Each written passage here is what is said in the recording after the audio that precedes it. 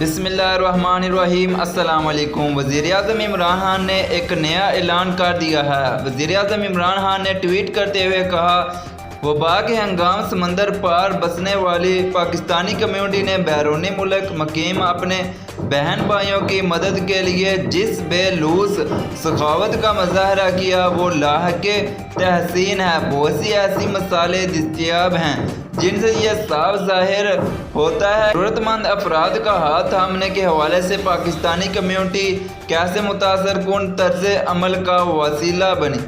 मज़ीद वीडियो में डिस्कस करने से पहले समीन पोहब को सब्सक्राइब कर दें और बेल आइकन को दबा दें।